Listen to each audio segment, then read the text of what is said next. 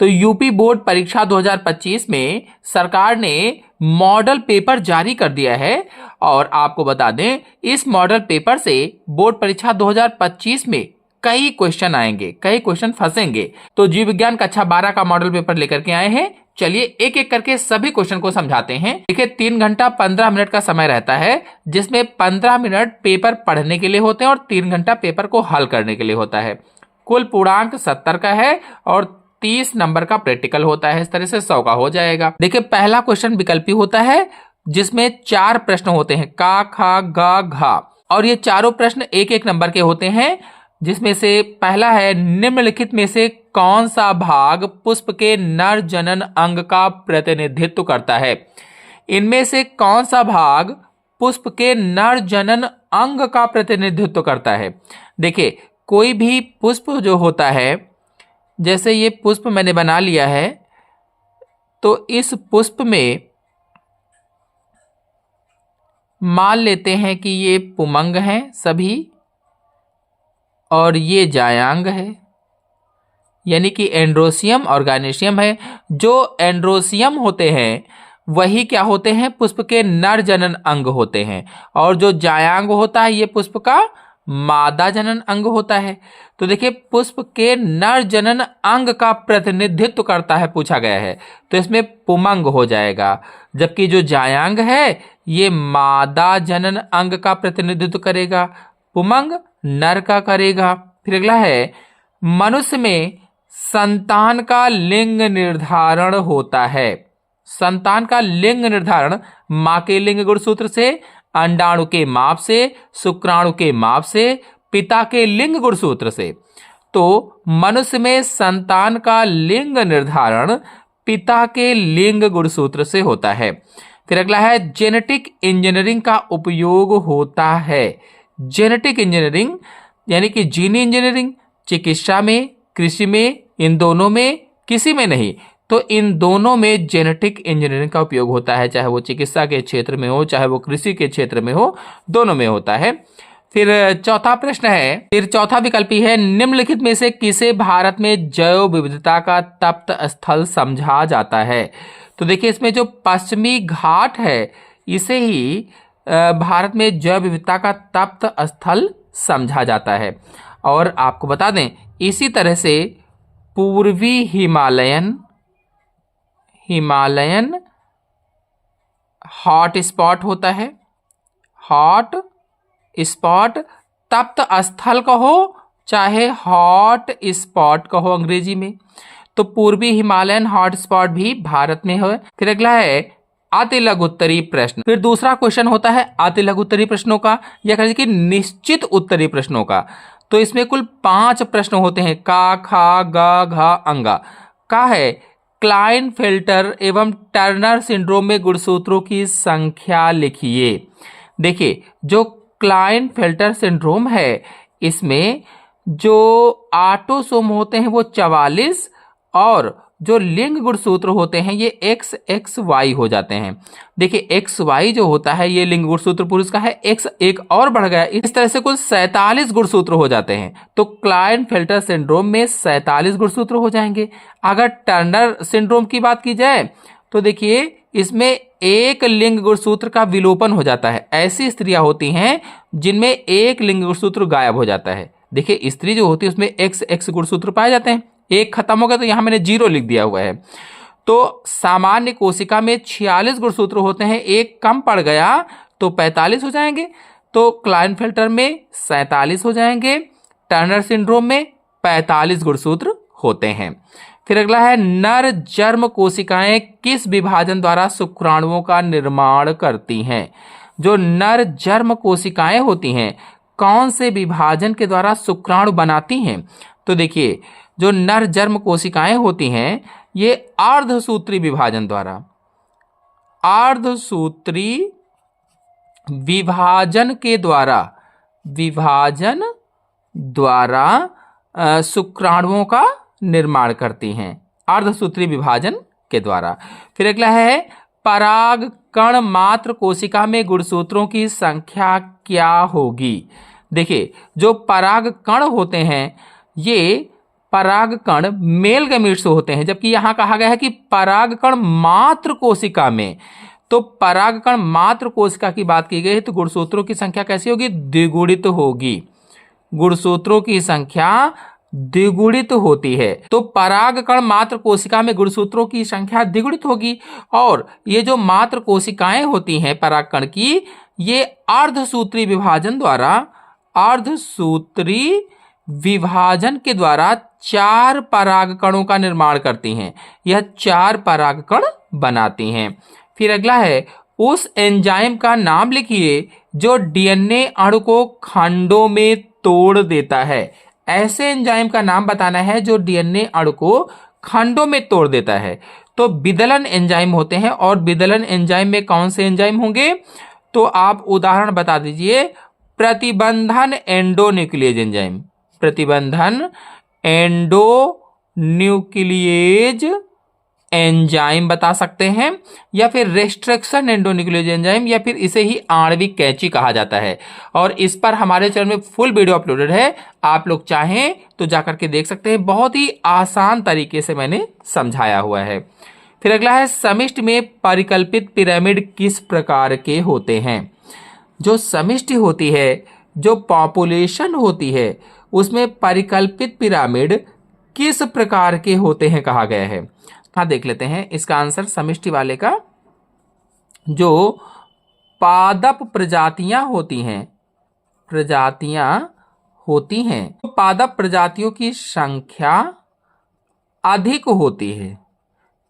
कोई भी पिरामिड है उसमें पादप प्रजातियों की संख्या अधिक होगी। और जो शाकाहारी होते हैं,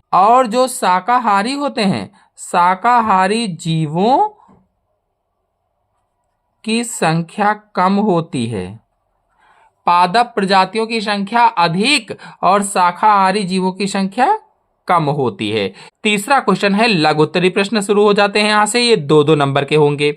तो पक्षियों में लिंग निर्धारण को स्पष्ट कीजिए। देखिए, जो पक्षी होते हैं इसमें जो नर होता है वो समयुग्मकी होता है, समयुग्मकी, और इसमें जेड प्रकार के गुणसूत्र पाए जाते हैं नर में।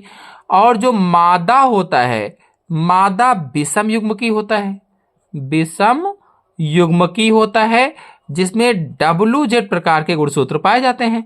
अब कहा गया पक्षियों में लिंग निर्धारण को स्पष्ट कीजिए। तो देखिए, इसमें पक्षियों में लिंग निर्धारण के लिए यहां पर आप लिख लीजिए नर, इधर लिख लीजिए मादा। नर में देखिए ZZ प्रकार के गुणसूत्र थे और मादा में WZ प्रकार के गुणसूत्र थे। अब इनके गैमीट्स निकाल लीजिए। Z इधर आ जाएगा, Z इधर आ जाएगा, W और Z हो जाएगा। आप क्रॉस करवा देंगे तो इसका क्रॉस होगा तो ये हो जाएगा WZ, इसका क्रॉस होगा तो ZZ, इसका WZ, और इसका क्रॉस होगा तो ZZ आ जाएगा। आप देखिए, जहां जहां पर ZZ आया है ये सभी नर हो जाएंगे, और जहां जहां पर WZ है ये सभी मादा शिशु हो जाएंगे पक्षियों के। तो इस तरह से लिंग निर्धारण इसमें हो जाएगा। फिर अगला है, वाटसन तथा क्रिक द्वारा प्रस्तुत डीएनए के द्विकुंडलित मॉडल का स्वच्छ नामांकित चित्र बनाइए। देखिए, इस क्वेश्चन का आंसर हमने डिस्क्रिप्शन में दे दिया है, लिंक में आप जाकर के देख सकते हैं। फिर भी आपको बता दें, वाटसन और क्रिक का इस तरह से आप मॉडल बना सकते हैं। हम यहाँ पर एक दिखा दे रहे हैं, ये वाला यहाँ पर। इस तरह से आप न्यूक्लियोटाइड को बनाइएगा और फिर इसी में नाइट्रोजन बेसिस को आपको लिखना होगा। जैसे C है तो ट्रिपल बांड G से जुड़ेगा, यानी साइटोसिन ग्वानिन से जुड़ेगा। A है तो डबल बांड T से जुड़ेगा, या फिर T है तो डबल बांड A से जुड़ेगा। G है तो ट्रिपल बांड C से जुड़ेगा। इस तरह से बनाएंगे। और फिर इसकी दूरी 20 एंगस्ट्रॉम होती है, आधी दूरी 10 एंगस्ट्रॉम होती है। और ये जो ज़्यादा गहरी खांचे हैं ये मेजर ग्रुप हैं, कम गहरी खांच अगर कहीं होगी तो उसे माइनर ग्रुप। तो ये सारा मैंने बहुत ही आसान तरीके से बताया हुआ है, आप लोग जाकर के देखिए और समझिए, तुरंत समझ में आ जाएगा। डिस्क्रिप्शन में लिंक दे दिया है कैसे बनाएंगे। फिर अगला है, प्रतिरक्षा क्या है? तो प्रतिरक्षा यानी इम्यूनिटी किसे कहा जाता है? तो बहुत ही सरल सी परिभाषा आपको बता देते हैं। रोगों से लड़ने की क्षमता, रोगों से लड़ने की क्षमता को प्रतिरक्षा कहते हैं। रोगों से लड़ने की क्षमता को क्या कहा जाता है? प्रतिरक्षा कहा जाता है। अब इसमें थोड़ा सा आप और बता सकते हैं कि शरीर में रोगों से लड़ने के लिए प्रतिरक्षा तंत्र की कोशिकाएं होती हैं, या फिर कह सकते हैं कि जो हमारा रुधिर होता है, 3 प्रकार की कोशिकाएं पाई जाती हैं, आरबीसी, डब्ल्यूबीसी और रुधिर प्लेटलेट्स। तो इसमें जो डब्ल्यूबीसी हैं ये रोगाणुओं से रक्षा करती हैं। तो इसी के प्रकार होते हैं टी लिम्फोसाइट, बी लिम्फोसाइट, वो कोशिकाएं प्रतिरक्षा तंत्र की कोशिकाएं कहलाती हैं जो रोगों से। तो इतना सारा लिख देंगे, 2 नंबर मिल जाएगा। और अगर बहुत अच्छी तरीके से समझना चाहते हैं तो हमारे चैनल में वीडियो भी अपलोडेड है, आप लोग जाकर के देख सकते हैं। फिर अगला है, आर्किड पौधा आम के पेड़ की शाखा पर उग रहा है। आर्किड और आम के पेड़ के बीच पारस्परिक क्रिया को कैसे स्पष्ट करेंगे? तो देखिए, जो आर्किड का पौधा है आम की पेड़ की शाखा पर उग रहा है, आर्किड और आम के पेड़ के बीच पारस्परिक क्रिया, तो इसमें सहभोजिता का उदाहरण है। सहभोजिता पारस्परिक क्रिया होती है। सहभोजिता में क्या था, मैंने बताया था, कोई 2 जीवधारी हैं तो दोनों जीवधारी में से एक जीवधारी को तो लाभ हो रहा है लेकिन दूसरे को कोई भी हानि नहीं हो रही है, उसे ही सहभोजिता कहा जाता है। सहभोजिता में क्या था कि एक जीवधारी को लाभ हो रहा है लेकिन दूसरे जीवधारी को उसे कोई भी हानि नहीं हो रही, ना ही लाभ हो रहा है ना ही कोई हानि हो रही है, उसे ही सहभोजिता कहा जाता है। अब इसमें जो आर्किड का पौधा है, आर्किड के पौधे को लाभ हो रहा है और आम की ना तो हानि हो रही है और ना ही लाभ हो रहा है, तो ये सहभोजिता का उदाहरण हो जाएगा।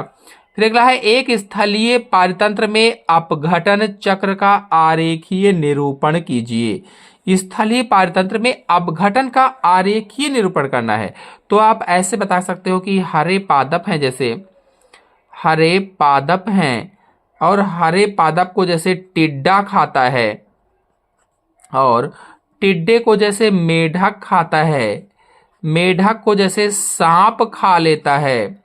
यहां बता सकते हैं ये हरे पादप उत्पादक होते हैं, उत्पादक हैं। टिड्डा जो है ये शाकाहारी होता है और शाकाहारी का हो चाहे प्राथमिक उपभोक्ता का, तो मेढक द्वितीयक उपभोक्ता होता है, सांप तृतीयक उपभोक्ता होता है, ये भी बता सकते हैं आप। और जैसे ये सभी जब मर जाते हैं, चाहे वो टिड्डा मरे, चाहे वो मेढक मरे, चाहे वो सांप मरे, जब ये मर जाते हैं और जो सूक्ष्म जीव होते हैं यही अपघटन करता होते हैं, अपघटन करता होते हैं। ये सूक्ष्म जीव चीजों को अपघटित कर देते हैं, खत्म कर देते हैं। चलिए अगले क्वेश्चन पर आते हैं। आप देखिए, जो चौथा क्वेश्चन होता है ये भी लघुत्तरी सेकंड होते हैं, 3-3 नंबर के यहां से शुरू हो जाते हैं। पहला है, लघु बीजाणुधानी तथा गुरु बीजाणुधानी में कोई 3 अंतर स्पष्ट कीजिए। चलिए आपको बताते हैं। तो देखिए, एक तरफ डालेंगे लघु बीजाणुधानी यानी माइक्रोस्पोरेंजियम और दूसरी तरफ डालेंगे गुरु बीजाणुधानी यानी मेगास्पोरेंजियम और लिखेंगे पहला अंतर, लघु बीजाणुधानी पुंकेसर के पराग कोश में विकसित होती है। इनका विकास पराग कोश के चारों कोनों पर होता है। आपने देखा होगा जो पराग कोश होते हैं, मैंने चित्र बनाना बताया हुआ था, उसमें चारों कोनों पर जो छोटे छोटे से छिद्र थे जिनके अंदर परागकण बन रहे थे उन्हें ही लघु बीजाणुधानी या माइक्रोस्पोरेंजियम कहा जाता है। जबकि जो गुरु बीजाणुधानी होती है, जो मेगास्पोरेंजियम होती है, गुरु बीजाणुधानी अंडक के अंडाशय में जरायु से विकसित होती है। इन्हें सामान्य रूप से बीजांड कहा जाता है। इन्हें क्या कहते हैं? बीजांड कहा जाता है। फिर अगला है, लघु बीजाणुधानी के चारों ओर बाह्य त्वचा, अंतः स्तर, मध्य स्तर तथा टेपिटम होता है। जो लघु बीजाणुधानी होती है, इसके चारों तरफ बाह्य त्वचा यानी कि एपिडर्मिस होती है, अंतः स्तर यानी एंडोथीसियम होती है, मध्य स्तर यानी मिडिल लेयर होती है और टेपिटम होता है। जो टेपिटम है ये बढ़ते हुए परागकणों को पोषण देता है। और फिर गुरु बीजाणुधानी यानी बीजांड के चारों ओर बाह्य तथा अंतः अध्यावरण होता है, इनर एंड आउटर इंटीग्यूमेंट होता है। फिर अगला है अनेक लघु बीजाणु मात्र कोशिकाओं से अर्धसूत्री विभाजन द्वारा असंख्य लघु बीजाणु बनते हैं या पराग कणों का निर्माण होता है। जो लघु बीजाणु मात्र कोशिकाएं होती हैं यानी जो माइक्रोस्पोर मदर सेल होती हैं, उनसे अर्धसूत्री विभाजन के द्वारा असंख्य लघु बीजाणुओं का निर्माण होता है या पराग कणों का निर्माण होता है। जबकि गुरु बीजाणु मात्र कोशिका से अर्धसूत्री विभाजन द्वारा 4 अगुणित गुरु बीजाणु बनते हैं। गुरु बीजाणु मात्र कोशिका से अर्धसूत्री विभाजन के द्वारा 4 अगुणित गुरु बीजाणु बनते हैं, जिनमें से 3 तो नष्ट हो जाते हैं, 1 गुरु बीजाणु क्रियाशील रहता है या बचता है। तो इस तरह से 3 अंतर लिख देंगे और आपको नंबर प्राप्त हो जाएंगे। चलिए अगले क्वेश्चन पर आते हैं। अब देखिए अगला क्वेश्चन है, हमारे समाज में लड़कियां पैदा होने पर दोष केवल महिलाओं को दिया जाता है, बताएं कि यह क्यों सही नहीं है। क्वेश्चन का आंसर यहां देख लेते हैं। देखिए मानव कोशिका में कुल 46 गुणसूत्र होते हैं। एक मनुष्य की कोशिका में कुल 46 गुणसूत्र होते हैं, यानी कि 23 जोड़ी गुणसूत्र पाए जाते हैं। 23 जोड़ी गुणसूत्र होते हैं मानव कोशिका में। और जो मानव है इसमें स्त्री अलग होती है और पुरुष अलग होता है, यानी कि नर अलग होता है और मादा अलग होता है। तो इनमें दोनों में 23 जोड़ी गुणसूत्र पाए जाते हैं। अब 23 जोड़ी में अगर 22 जोड़ी की बात की जाए तो ये ऑटोसोम होते हैं, ऑटोसोम या कायिक गुणसूत्र होते हैं। जबकि 1 जोड़ी लिंग गुणसूत्र होते हैं, लिंग गुणसूत्र। तो पुरुष में XY लिंग गुणसूत्र पाया जाता है और स्त्री में XX लिंग गुणसूत्र पाया जाता है। अब जो पुरुष में XY गुणसूत्र पाया जा रहा है लिंग गुणसूत्र, इसमें Y गुणसूत्र जो होता है ये लिंग का निर्धारण करता है। जो Y गुणसूत्र है ये लिंग का निर्धारण करता है, इसी से पुत्र का जन्म होता है।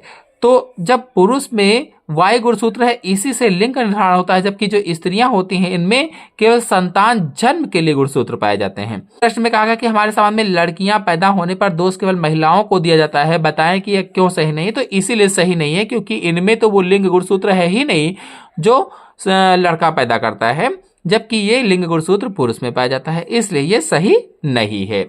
फिर अगला है, एक संकर क्रॉस का उदाहरण लेते हुए मेंडल के प्रभाविता के नियम की व्याख्या कीजिए। देखिए जो एक संकर क्रॉस था इसमें मेंडल ने शुद्ध लंबे पौधे लिए थे, शुद्ध लंबे और शुद्ध बौने पौधे लिए थे, शुद्ध बौने पौधे लिए थे। अब दोनों के बीच में क्रॉस करवाया था, तो क्रॉस करवाने पर इन्हें जितने भी पौधे प्राप्त हुए सभी संकर लंबे पौधे प्राप्त हुए थे। जो F1 पीढ़ी थी इसमें सभी संकर लंबे इनको पौधे प्राप्त हुए थे। फिर इन्होंने इन संकर लंबे पौधों के बीच में स्वपरागण करा दिया और स्वपरागण के बाद में इन्हें यहां पर शुद्ध लंबे, संकर लंबे और शुद्ध बौने पौधों का अनुपात 1:2:1 के अनुपात में प्राप्त हुआ, यानी कि 25% शुद्ध लंबे पौधे प्राप्त हुए, 50% संकर लंबे पौधे प्राप्त हुए और 25% शुद्ध बौने पौधे प्राप्त हुए। तो ये जीनोटाइप अनुपात था। ये कैसा अनुपात था? जीनोटाइप अनुपात था। जबकि अगर फिनोटाइप में देखा जाता तो देखिए ये भी लंबा था, ये भी लंबा था, ये भी लंबा था। इसका मतलब ये था कि 75% लंबे पौधे और 25% बौने पौधे, मतलब अनुपात आता 3:1 का अनुपात। ये फिनोटाइप अनुपात था। तो दृश्य रूप में 75% लंबे पौधे और 25% बौने पौधे थे, तो 3:1 हो जाता। जबकि जीनोटाइप में अगर जीन्स को चेक किया गया है तो 25% शुद्ध लंबे हैं, 50% संकर लंबे हैं और 25% शुद्ध बौने हैं। इस तरह से जीनोटाइप का अनुपात 1:2:1 आ जाता। अब देखिए इसमें यहीं तक एक पीढ़ी तक ये प्रभाविता का नियम है, जो एक पीढ़ी तक है। कैसे प्रभाविता का नियम है कि देखिए ये शुद्ध लंबा था, ये शुद्ध बौना था, या फिर ये लंबा था, ये बौना था, और यहां पर देखिए लंबे पौधे उत्पन्न हुए हैं। तो जिसने अपना प्रभाव दिखाया वो प्रभावी, और जो प्रभाव नहीं दिखा पाया वो अप्रभावी हुआ। यही प्रभाविता का नियम था। प्रभाविता का नियम क्या था कि जब लंबे और बौने पौधों के बीच में क्रॉस करवाया जाता है तो जो लक्षण प्रकट होता है वही प्रभावी, और जो प्रकट नहीं हो पाता वो अप्रभावी। यही प्रभाविता का नियम है। तो इस तरह से करना होगा। फिर अगला है, डीएनए कुंडलिनी की कौन सी विशेषता ने वाटसन व क्रिक को डीएनए प्रतिकृति के सेमी कंजर्वेटिव रूप को कल्पित करने में सहयोग किया? इसकी व्याख्या कीजिए। आपको बता दें जो डीएनए होता है, इसका उत्तर यहां देख लेते हैं। जो डीएनए है दो रज्जुक क्षार युग्मन या दो रज्जुक क्षार युग्मन पूरक होता है, यानी कि द्विकुंडलिनी होता है और ये एक दूसरे से विपरीत दिशा में होते हैं। भाई दो कुंडलिनी जो डीएनए में होती हैं ये एक दूसरे के विपरीत होती हैं, यानी कि जैसे यहां पर देख लिया जाए, एक 3' to 5' है तो दूसरी 5' to 3' होती है। इस तरह से होती है। इसको हटा दिया जाए, यहां देख लिया जाए, 3' to 5' है तो 5' to 3' होती है, एंटी पैरेलल होती है। कहने का मतलब है डीएनए जो होता है ये द्विकुंडलिनी होता है, यानी दो रज्जुक क्षार युग्म पूरक पाए जाते हैं तो एक दूसरे के विपरीत दिशा में होते हैं, और इसी लक्षण के आधार पर इसे सेमी कंजर्वेटिव कहा गया था या डीएनए प्रतिकृति अर्धसंरक्षी रूप कहा गया था। तो इसका फुल वीडियो हमारे चैनल में अपलोडेड है, आप लोग चाहें तो जाकर के देख सकते हैं। बहुत ही अच्छी तरीके से समझाया गया है। फिर अगला है, मलेरिया परजीवी के जीवन चक्र का स्वच्छ एवं नामांकित चित्र बनाइए। तो आइए दिखाते हैं। तो देखिए इस तरह से मलेरिया परजीवी का स्वच्छ नामांकित चित्र आप बना देंगे। जीवन चक्र पूरा इस तरह से आपको बनाना होगा। शॉर्ट ले लीजिए और इसी तरह से आप इसका जीवन चक्र बना देंगे। मलेरिया परजीवी का हो चाहे प्लाज्मोडियम का जीवन चक्र का हो, एक ही बात है, क्योंकि जो प्लाज्मोडियम है यही मलेरिया का परजीवी होता है। इसी के कारण मलेरिया बुखार हो जाता है, इसीलिए प्लाज्मोडियम को मलेरिया परजीवी के नाम से भी जाना जाता है। और ये मादा एनाफिलीज मच्छर से एक व्यक्ति से दूसरे व्यक्ति में फैलता है। तो बहुत ही आसान तरीके से इसको मैंने बनाना भी बताया हुआ है और यहां भी दिखा रहे हैं, देख लीजिए, समझ लीजिए, शॉर्ट ले लीजिए। अब देखिए अगला क्वेश्चन है, जैविकी के अध्ययन ने संक्रामक रोगों को नियंत्रित करने में किस प्रकार हमारी सहायता की है? तो इसमें आप बता सकते हो किस प्रकार सहायता की है। तो इसे रोग के कारक का पता चला है, कारकों का पता चला है। जैविकी के कारण ही या जीव विज्ञान के कारण ही रोग कारक का पता चला है, यानी किस जंतु से रोग हो जाता है उसका पता चला है। और रोग वाहक का पता चला है, रोग वाहक का पता चला है, यानी किस जंतु से रोग फैलता है उसका पता चला है। और इसी तरह से आप बता सकते हैं कि रोग वाहकों के नियंत्रण का भी पता चला है। रोग वाहक का नियंत्रण कैसे किया जाए इसका भी पता चला है, यानी संक्रामक रोगों के वाहकों का पता चला है, उसके कारकों का पता चला है, और रोगों की पहचान भी हो सकती है, रोगों की पहचान भी हो पा रही है, संक्रामक रोगों की पहचान भी किए जा रही है इसी के कारण, जैविकी के कारण। तो अब इसके अगर नियंत्रण की बात की जाए तो मास्क पहनना चाहिए, हाथों को हमेशा धुलकर कुछ खाना चाहिए, टीका लगवाएं, स्वस्थ भोजन करें, खुली चीजें न खाएं, आदि बहुत सारी चीजें हैं। फिर अगला है, जैव उर्वरक किस प्रकार से मृदा की उर्वरता को बढ़ाते हैं? देखिए जो जैव उर्वरक हैं ये वास्तव में सूक्ष्म जीव होते हैं, सूक्ष्म जीव होते हैं। जैसे राइजोबियम है, जो राइजोबियम सूक्ष्म जीवाणु होता है, ये जैसे दलहनी पौधों की जड़ ग्रंथियां होती हैं, इन दलहनी पौधों की जड़ ग्रंथियों में ये रहता है और वायुमंडल की नाइट्रोजन का स्थिरीकरण करता है। जो राइजोबियम सूक्ष्मजीव है ये दलहनी पौधों की जड़ ग्रंथियों में रहता है और नाइट्रोजन का फिक्सेशन करता है, नाइट्रोजन का स्थिरीकरण करता है। इस तरह से मृदा की उर्वरता को बढ़ाता है। ये हो जाएगा। फिर अगला है बैकिलोवायरिएसिस। क्या है बैकिलोवायरिएसिस? किसे कहते हैं? तो आपको बता दें कि ये डीएनए वायरस का समूह है जो कीटों व अन्य आर्थ्रोपोड्स को संक्रमित करता है। कीटों व अन्य आर्थ्रोपोड्स को संक्रमित करता है। फिर अगला है निम्नलिखित पर टिप्पणी लिखिए। PCR polymerase chain reaction. PCR का पूरा नाम होता है पॉलीमरेज चेन रिएक्शन। आपको बता दें वास्तव में ये एक तरह से फोटोकॉपी मशीन की तरह से होता है। फोटोकॉपी मशीन की तरह से होता है जो डीएनए की कॉपी करता है, डीएनए की प्रतिलिपियां तैयार करता है या डीएनए की कॉपीज करता है। और इसका पूरा नाम क्या होता है? पॉलीमरेज चेन रिएक्शन होता है। और आपको बता दें इसकी खोज कैरी मुलिस ने की थी। कैरी मुलिस ने इसकी खोज की थी और इसमें टक डीएनए पॉलीमरेज एंजाइम का प्रयोग किया जाता है। टक डीएनए पॉलीमरेज एंजाइम का प्रयोग किया जाता है, ताप स्थिर एंजाइम का प्रयोग किया जाता है। तो इसके बारे में अगर आप पूरी तरह से जानना चाहते हैं तो हमारे चैनल में वीडियो अपलोडेड है, आप लोग जाकर के देखिए, समझिए। बहुत ही आसान तरीके से मैंने इसको समझाया हुआ है। अगले पर आते हैं। फिर देखिए अगला है प्रतिबंध एंजाइम या फिर इसे रेस्ट्रिक्शन एंडोन्यूक्लियेज एंजाइम भी कहा जाता है या फिर इसे विदलन एंजाइम भी हम कह सकते हैं। आप चाहे विदलन एंजाइम कहो, चाहे रेस्ट्रिक्शन एंडोन्यूक्लियेज एंजाइम कहो, चाहे आणविक कैंची कहो, क्योंकि ये अणु को काटता है या कहिए कि डीएनए खंड को स्पेसिफिक प्लेसेस से कट लगाता है, तो इसे ही प्रतिबंध एंजाइम कहा जाता है। इस पर हमारे चैनल में वीडियो अपलोडेड है, आप लोग जाइए देखिए, समझिए। डिस्क्रिप्शन में मैंने लिंक भी दे दिया है, वहां से भी आप इसको देख सकते हैं। फिर अगला है जैव प्रौद्योगिकी का कृषि क्षेत्र में क्या उपयोग है। जैव प्रौद्योगिकी कहो, चाहे बायोटेक्नोलॉजी कहो, चाहे आनुवांशिक अभियांत्रिकी कहो, ये बहुत ज्यादा इंपॉर्टेंट क्वेश्चन है, वेरी मोस्ट इंपॉर्टेंट है।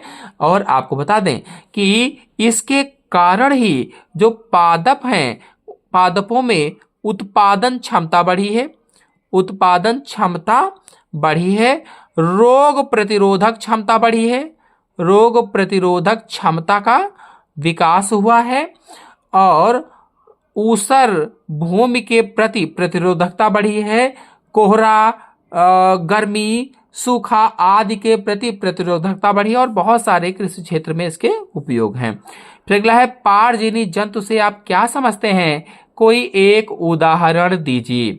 देखिए पारजीवी जंतु कहो, चाहे ट्रांसजेनिक जंतु कहो, ट्रांसजेनिक एनिमल कहो, तो कोई दो जीवधारी हैं, इनके डीएनए को जोड़कर इसका डीएनए निकाला गया और दोनों के डीएनए को जोड़कर एक नया डीएनए बनाया गया। ये नया डीएनए रिकॉम्बिनेंट डीएनए कहलाता है। इस डीएनए को जिस जीव में डाला गया उस जीव को पारजीवी जंतु कहा जाता है या ट्रांसजेनिक जंतु कहा जाता है।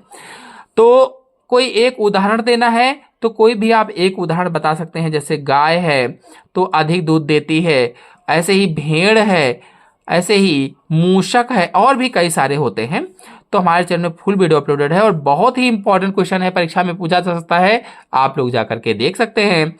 फिर अगला है निम्नलिखित में अंतर स्पष्ट कीजिए। उत्पादन एवं अपघटन में अंतर, परजीविता एवं सहभोजता में अंतर। आइए देखते हैं। देखिए उत्पादन और अपघटन में अंतर पूछा गया था, तो इधर डाला है उत्पादन, इधर डाला है अपघटन। पहला है हरे पादपों द्वारा एक निश्चित समयावधि में प्रति इकाई क्षेत्र द्वारा उत्पन्न किए गए जैव पदार्थ या कार्बनिक सामग्री की मात्रा को उत्पादन कहते हैं। जबकि अपघटन में क्या है, जैसे कवक है, जीवाणु है आदि, ये अपघटक कर्ता कहलाते हैं। जटिल कार्बनिक पदार्थों को अकार्बनिक तत्वों जैसे कार्बन डाइऑक्साइड है, जल है, पोषक पदार्थों में करते हैं या खंडित करने में सहायता करते हैं। इसी प्रक्रिया को अपघटन कहते हैं। फिर दूसरा है, इसमें सौर ऊर्जा रासायनिक ऊर्जा में बदलकर कार्बनिक भोज्य पदार्थों में संचित हो जाती है, जबकि इसमें रासायनिक ऊर्जा गतिज ऊर्जा और उष्मा के रूप में मुक्त होती है। ये अंतर हो जाएगा। अगले क्वेश्चन पर आते हैं। अब देखिए अगला था परजीविता और सहभोजता। तो सहभोजता क्या होती है कि कोई दो जीवधारी हैं और इसमें एक को लाभ होता है और दूसरे को ना तो लाभ होता है ना ही हानि होती है, सहभोजता। जबकि परजीविता में एक को लाभ और दूसरे की हमेशा हानि होती है। तो परजीविता में एक जीव को हमेशा लाभ होगा, दूसरे की हमेशा हानि हो जाएगी। सहभोजता में एक का लाभ होगा और दूसरे जीव की ना तो लाभ होगा ना तो ही हानि होगी। चलिए दीर्घोत्तरीय प्रश्नों पर आते हैं। तो दीर्घोत्तरीय प्रश्नों में 3 प्रश्न होते हैं, 7 नंबर, 8 नंबर और 9 नंबर। तीनों में अथवा लगा होता है। तो मनुष्य के नर जनन तंत्र का सचित्र वर्णन कीजिए। इसमें शुक्राणु कहाँ संचित रहते हैं? तो शुक्राणु वृषण में संचित रहते हैं या फिर अधिवृषण में इकट्ठा होते हैं, मेच्योर होते हैं। और नर जनन तंत्र हमारे चैनल में फुल वीडियो अपलोडेड है, आप लोग जाइए देखिए। डिस्क्रिप्शन में मैंने लिंक दे दी है, आप वहां से जाकर के इसको समझ लीजिए।